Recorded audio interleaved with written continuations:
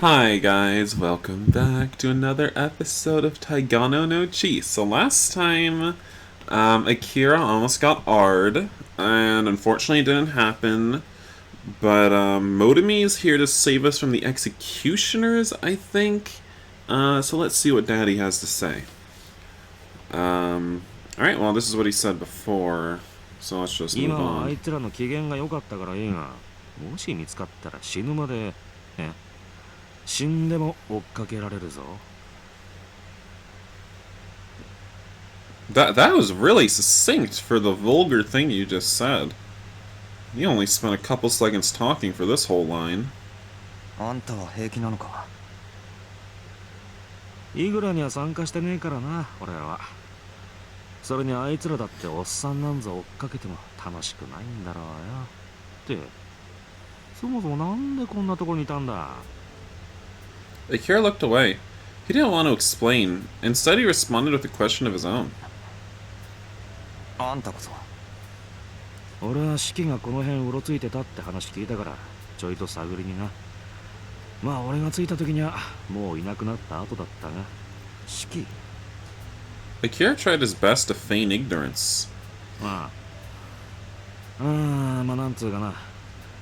イグラの参加者なんだが、神出鬼没で恐ろしく強い。奴が通った後には死体しか残らない。まあそんな感じで恐れられてる男だ。出てきたと思ったらすぐに消えてる。大抵は誰か殺してな。まあそんなんだから伝説として語られてるようなとこもあってな。密かに憧れてる奴も多い。謎の多い男。 Akira recalled the man in black. Indeed, Akira had never encountered anyone with an aura like this. Not your guys' auras. But anyone that strong should have no trouble collecting the tags to challenge Il Rei. 四季はイルレンには挑まないのか？俺の知る限りではないな。でも奴が麻薬王の座なんか狙ってるとは思えないけどな。他に何か目的があるか、ふらっと気が向いた時に人を殺して楽しんでる。そんな感じじゃないのか？ An elusive Igra fighter who didn't care about winning. Strange indeed. で、まあ四季が出没した近辺でも他に一悶着あったって聞いたから、ちっと歩き回ってたんだ。他？イグラのタグ取りがな。 Monomi abruptly narrowed his eyes and gave Akira a searching look. なんだよ。顔も汚れてるなお前。 Monomi's thick fingers scrubbed roughly at Akira's cheek. Honey, no one said you could touch me. お前さんか。 Akira didn't have anything to hide. Fighting for tags was business as usual in this city. But for some reason he found himself looking away. 取られたのか？タグ。いや、取ったのか？ When he nodded, Motomi wrinkled his brow and put on a little smile. 勝負。 Akira searched Motomi's face, unable to tell whether the old man was relieved or troubled, or... さっき処刑人が引きずってたやつ。あいつが多分そうだ。やり合って相手。ああ。なるほどな。まあ気をつけろよってイグラに参加してるんだから、そんなこと言われなくてもとっくに腹決めてるか。 Motomi stared at Akira's face for a moment, then suddenly broke into a grin. あ、お前さんは特にな。気ぃつけた方がいいぞ。 Because I'm in danger of getting R'd? Oh, don't worry. I know. I know how delectable this ass is. Was it his imagination or was Motomi teasing him? Akira leveled his stare at the older man. 何が？いや Letting the question dangle, Motomi looked up at the sky, grinning. He kept rubbing at his unshaven jaw. ここいらは女が極端に少ないだろ。だからまあ気をつけろってこった。 Y'all are gross. どういう意味だ？ But, Akira, are you stupid? そういう意味だな。 You just almost happened to you. He did know, and he knew that Motomi was just joking with him, but having run into precisely that sort of trouble not long ago, he felt a surge of irrational anger.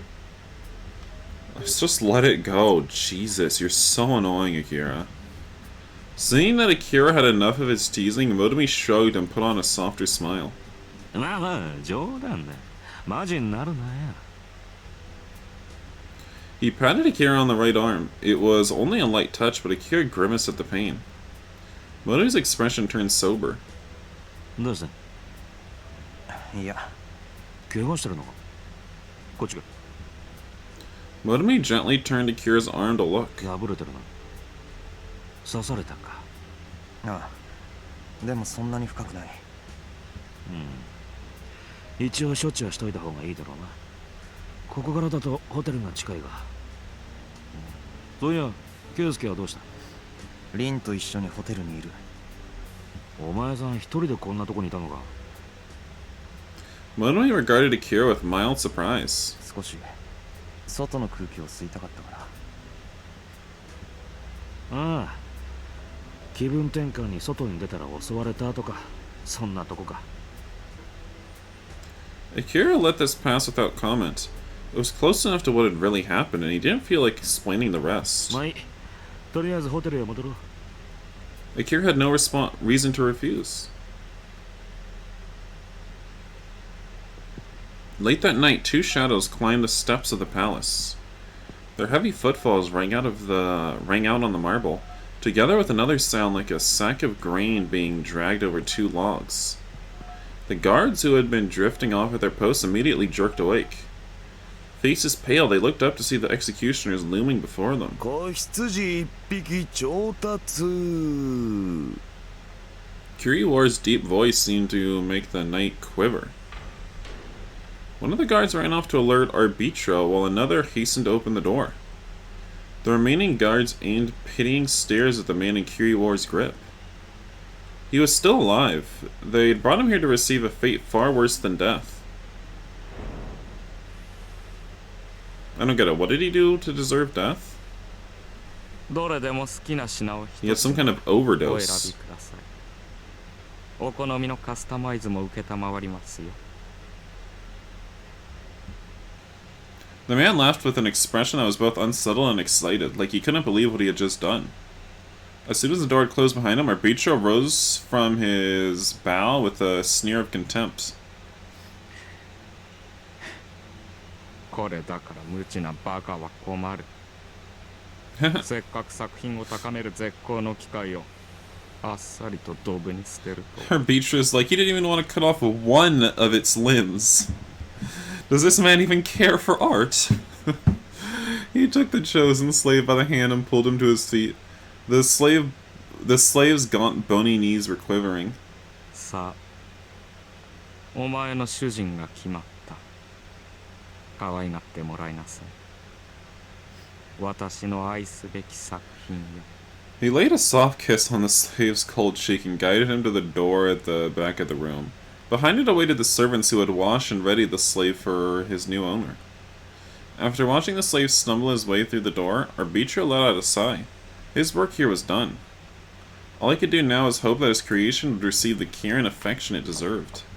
Shortly after the slave had left, there came a soft knocking at the door. 失礼いたします。なんだ。Arbitro snapped, unable to hide his displeasure. He had a moment to rest. 処刑人が敗者を連れてまいりました。手が空いておりませんので、扉を開けていただけますでしょうか。Arbitro's eyes instantly lit up behind his わ mask. かった。待て。恐れ入ります。Quivering with anticipation, Arbitro opened the door. One of his guards, a giant of a man, stood there with a man cradled in his massive arms. He entered the room and laid the man gently on the floor. 失礼いたします。 Man, man, man. With a perfect bow, the guard departed. Arbitro crouched down and began to assess his new subject. Heavy use of Ryan had left the young man looking haggard, but he was still attractive nonetheless. He wasn't attractive before or after the overdose, so I don't know about that. Arbitro stroked his off-white hair. It's blonde. There's no even wiggle room about that. It's just blonde. But fine. Whatever. Likely the result of an attempt to dye it silver, then slid his hand down the side of his face. When he reached the man's lips, he stroked them softly. They were warm. Oh wait, he meant the other guy's hair. I'm an idiot. I thought Arbitro was talking about his own hair. That was confusing wording, maybe. Yeah, Abricho stroked his off-white hair. His could have meant anyone. So I thought that was Abricho's own hair. It was confusing.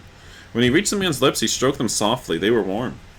His head filled with wonderful images. There were so many ways he could sculpt this piece. What screams would he hear? What expressions would he witness? What beauty would be born from the labor of his hands?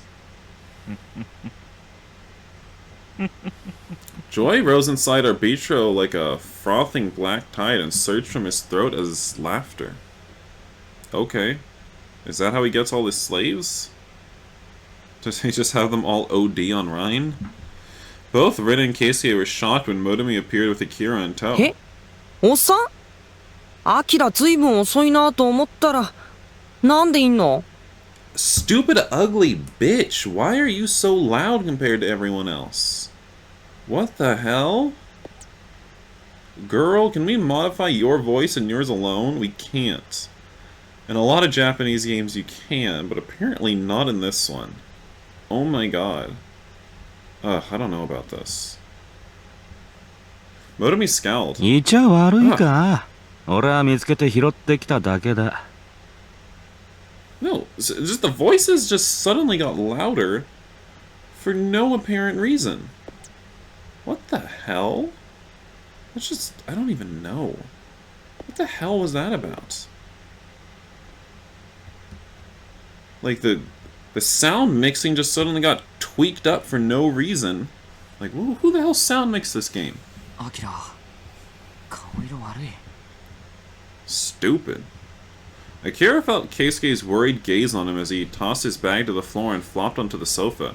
The springs are broken, making it quite uncomfortable. そういや、なんかそんな感じするね。おっさんも一緒ってことは、なんかあったの？ The audio might just be off for this episode, guys. I don't know what to say. 右腕を刺されてる。大した怪我じゃないけどな。どれ、見せてみろ。 As Motomi took the seat beside him, Akira shrugged off his jacket and presented his right shoulder. Now that he had returned, Akira found that his outing had done little to resolve the ambivalence he felt towards Rin and Keisuke. Oh, outing, like a night on the town, an outing.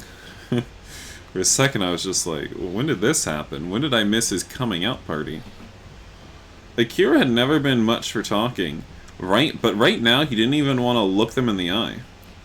Ever since taking that man's tags, he couldn't shake his tortured expression from his mind. It was like a dark fog filling his chest. His inability to explain why it bothered him only made it worse. Keisuke, meanwhile, was staring at the wounds on Akira's arm. His expression seemed clouded for some reason. 消毒液と包帯取ってきた方がいいよね。ちょっと交換してくる。頼む。 While Rin went off running towards the cloakroom, Motomi lit a cigarette and put it in his mouth. He grimaced as he examined Akira's wounds.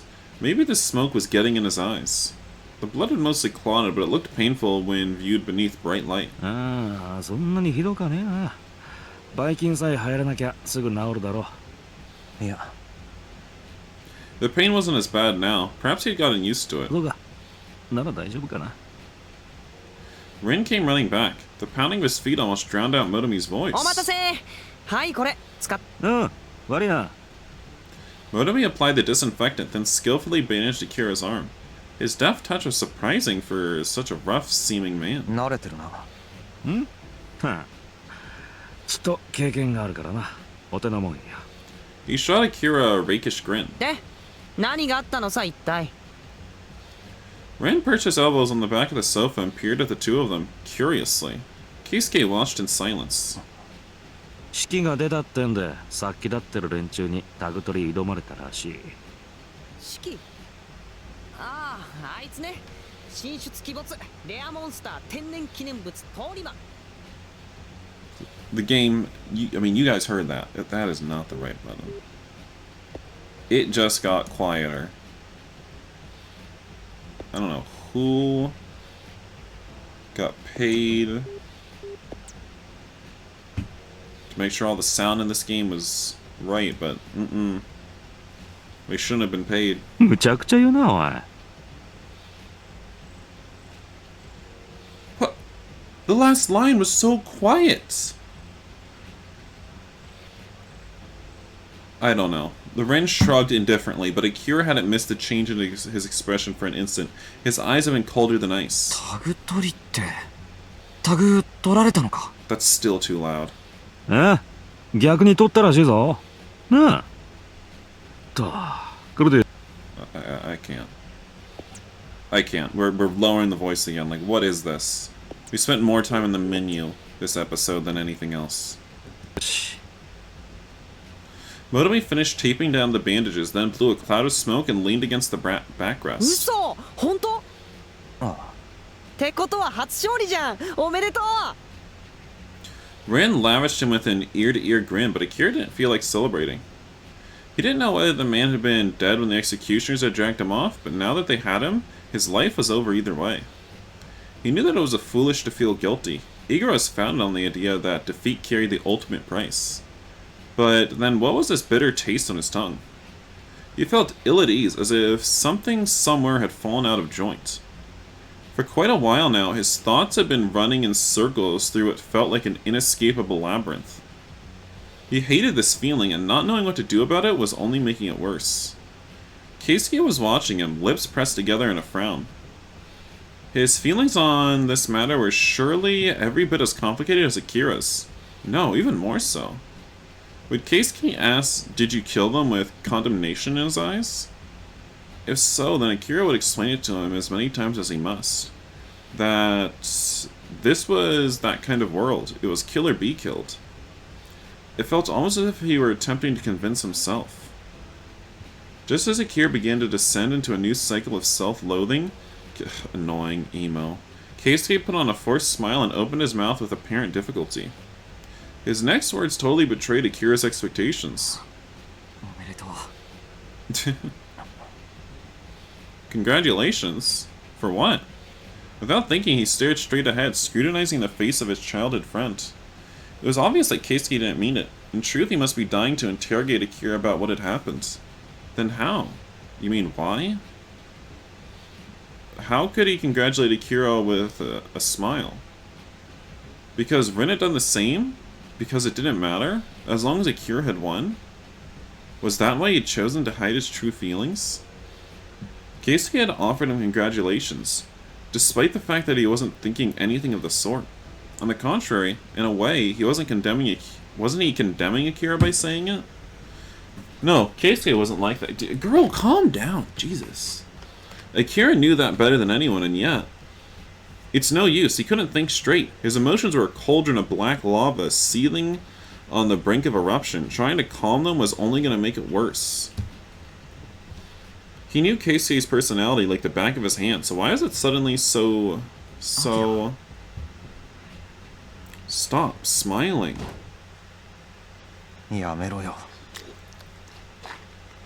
I really dislike Akira. He's so awful.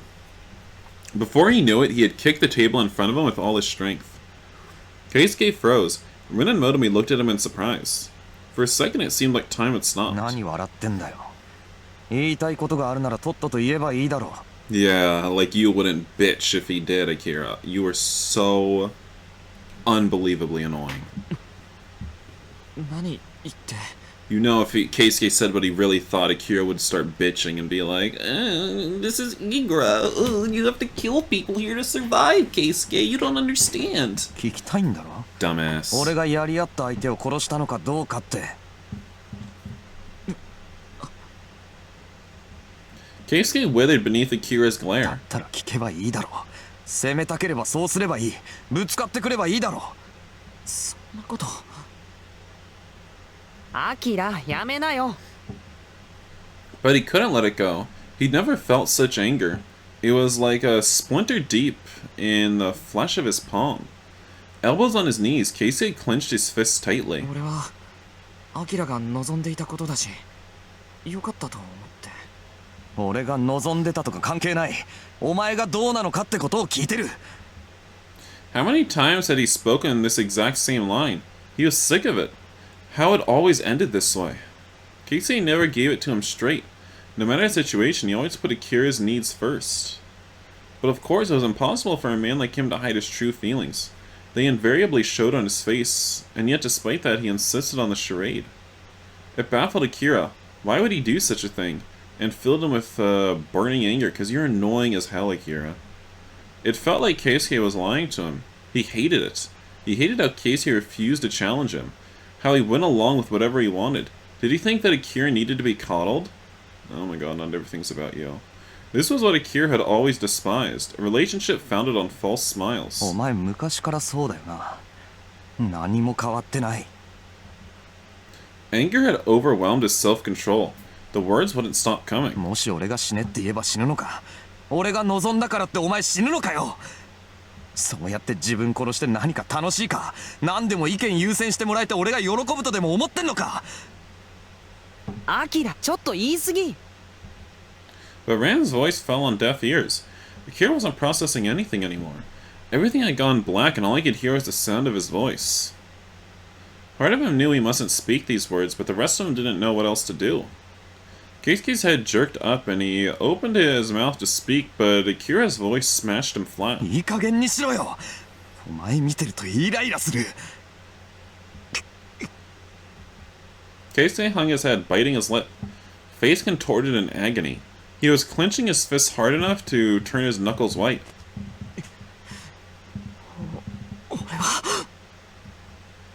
His words caught in his throat, and he rose to his feet. Akira could see his shoulders shaking. Keisuke dashed from the hotel. Ren leapt up, but he already vanished into the dark 追わ streets. ないと。待て。なんだよ、おっさん。 Motomi pulled Ren い back. くらお前でもこの時間に走り回るのは危険だ。だって、じゃあ、ケイスケはどうすんだよ。Motomi answered with a stern glare. Ren shot Akira a pleading look. He might come back. What's even better here? Like, forget him is just like, I don't care. He might come back is just like, I don't care, so I'm just gonna say he might come back even though I don't think he will. Like, what? It's like, none of these, they're like, equally bad. 戻ってくるかもしれないだろう。 He didn't know why he said it. His mouth moved of its own will. バカ。 Ren looked as if he were about to cry. Oh, I guess Ren was kind of our biggest fan from the sidelines, huh?